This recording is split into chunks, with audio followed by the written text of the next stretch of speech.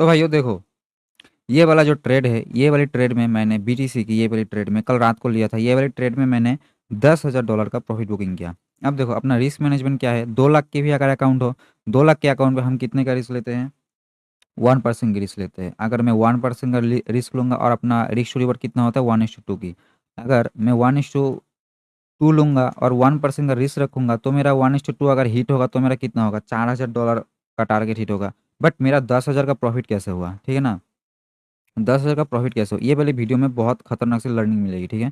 तो मेरा 10,000 का प्रॉफिट कैसे हुआ, तो मैंने यहाँ पे क्या किया था वो उसमें बाद में बात करते हैं कि कैसे इसमें $10,000 हो गया, ठीक है ना, उसमें बाद में बात करते हैं। बट पहले ट्रेड की लॉजिक की ओर बात करते हैं। ट्रेड की लॉजिक देखो, तुम मेरे को हमेशा देखोगे मैं क्रिप्टो में सेलिंग करता ही नहीं हूँ, ऐसा समझ लो। मैं क्रिप्टो में सेलिंग करता ही नहीं, अगर करता ही मैं छोटा मोटा होल्डिंग। देखो क्रिप्टो में मेरे ट्रेड्स ऐसे होते हैं, ऑल टाइम हाई ब्रेक कर दिया, अच्छी बात है, बहुत अच्छी बात है। मैं बस देखो मेरे जितने भी ट्रेड देखोगे ये सब ट्रेड अपने फ्री टेलीग्राम पे डाला हुआ है। देखो हर एक ट्रेड बाइंग का, यहाँ से देखो हर एक ट्रेड बाइंग का, कोई भी तुम्हें सेलिंग का ट्रेड नहीं दिखेगा। हर एक ट्रेड बाइंग का। एसएल भी गया है बाय करके, ठीक है ना, एसएल भी गया है। बट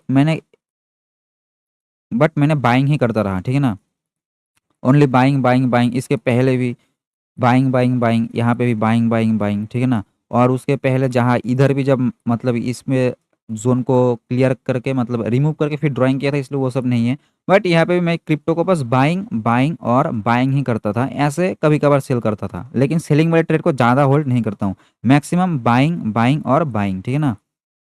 हर एक ट्रेड में मैं क्रिप्टो में बाइंग करता हूँ। ये सभी ट्रेड अपने फ्री टेलीग्राम पे डाला हुआ है, ठीक है ना। क्रिप्टो पे जितने भी ट्रेड मेरे को भी देखोगे, कहीं पे भी मैं ट्रेड करूँ बाइंग करूंगा। अब देखो, अब डाउन ट्रेंड में मैं बाइंग कैसे किया हूँ, इसके ऊपर बात करते हैं। डाउन ट्रेंड में बाई किया हूँ, अब क्यों किया हूँ बाई, डाउन ट्रेंड में मैं इसके लिए रेडी रहता हूँ कि कब एक पुल बैक आएगा। देखो मार्केट की डाउन ट्रेंड है, मार्केट में पुल बैक आएगी पक्का। ये वाला पुल बैक भी हमने कैप्चर किया था, फिर नीचे आ गई, फिर यहाँ पे कुछ नहीं किया, ये न्यूज़ के वजह से ऊपर गया था। ये वाला पुल बैक भी हमने कैप्चर किया था, याद होगा, प्रीमियम ग्रुप में भी इसका ट्रेड डाला था, फ्री टेलीग्राम पे इसका ट्रेड डाला था। फिर ये देखो सेलिंग का ट्रेड छोटी छोटी होती है, ये मान लो 500-700 पी मतलब पॉइंट कैप्चर करना, इतना ही। फिर देखो यहाँ पे भी पुल बैक आया, इसको भी हमने कैप्चर किया। अब पुल बैक कब आएगी ये कैसे पता रहता है, देखो पुल बैक तब आएगी जब मार्केट मान लो एक डाउन ट्रेंड में आ रही है, ऊपर से नीचे आ रही है, आ रही है, आ रही है, आ रही है। यहाँ पे मान लो लिक्विडिटी ग्रैब हो गई, ये वाला जो लिक्विडिटी ग्रैब होगा इसको हम यहाँ से लिक्विडिटी ग्रैब कंसीडर नहीं करेंगे, इसको बच्चे लोग करते हैं लिक्विडिटी ग्रैब कंसीडर, मतलब डाउन ट्रेंड में, समझ रहे हो। यहाँ पे इन्वर्ट सेटअप काम नहीं करता है। आज ही कोई लाइव पे कह रहा था कि इन्वर्ट सेटअप काम कहाँ नहीं करता है, यहाँ पे काम नहीं करता है।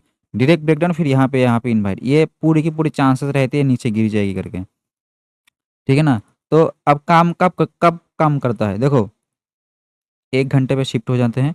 देखो डाउन ट्रेंड में आ रही है, डाउन ट्रेंड में आते आते किसी एक सपोर्ट से रिजेक्शन मार के, यहाँ पे क्या हुआ, सपोर्ट से रिजेक्शन मार के फिर किसी एक रेजिस्टेंस पे जाके जब इन्वाइट करती है, और वो वाला रेजिस्टेंस होना चाहिए फिबोनाची की 38 वाला जोन या फिर 50% वाला जोन, वहाँ पे अगर फिर मार्केट अगर कंसोलिडेशन करती तो पूरी की पूरी प्रोबेबिलिटी रहती है ऊपर जाने की, समझ लो 90% टाइम ऐसा ही होता है।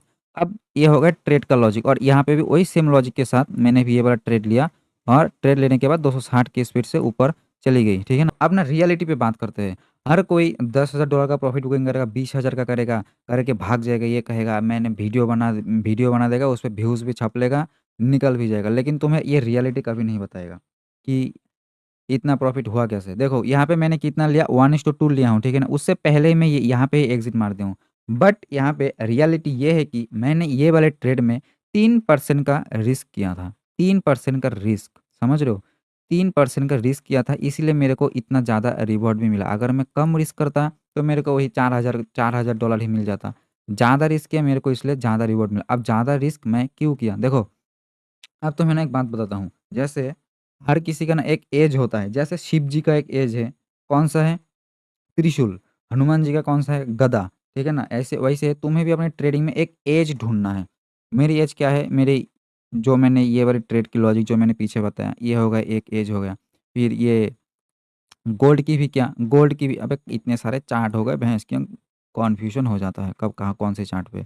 गोल्ड पे क्या है, ये डब्लू की नेकलाइन की ब्रेकआउट रिटेस्ट जाऊंगी जाऊंगी कह के नहीं जाएगी, नीचे आ जाएगी, पूरा का पूरा डब्लू के नीचे जिसका जिसका एसल था सबको रिमूव किया, उसके बाद ही मार्केट ऊपर गई, ठीक है ना। तो वही तुम्हें भी अपना एज रखना है। अब हर एक ट्रेड में मेरे को लग रहा है ये जाएगा, तेरे भाई को लग रहा है ये जाएगा करके, नहीं। कुछ ऐसे सेटअप्स को देखो, जो सेटअप तुम्हें सही लगता है करके, उस सेटअप में ज़्यादा नहीं, पूरा का पूरा कैपिटल का नहीं, हाँ, 2 एसएल का या फिर पिछले 3 एसएल का बैकअप रिस्क कर दो। क्या ही होगा, अगर कुछ गड़बड़ हो गया अगले 3 दिन ट्रेड मत करना, ठीक है ना? तो ऐसे सीन है, ठीक है? तो अगर कुछ समझ में आया हो, मैं कुछ समझाया हूँ, बट तुम्हें वो मतलब कि स्मार्ट होगा तो समझ जाओगे, ठीक है ना? तो वो चीज़ समझ जाओ, इससे ज़्यादा पोल तो मैं यहाँ पे घंटा नहीं खोलूँगा, ठीक है ना? तो बात वही है, रखते ये वाले वीडियो को यहीं पे। और आपके अगर फंड की इश्यू है तो लिंक है डिस्क्रिप्शन में फंडेड स्किल की, ठीक है ना? तो इसकी चैलेंज ले लो और उधेर दो इसको।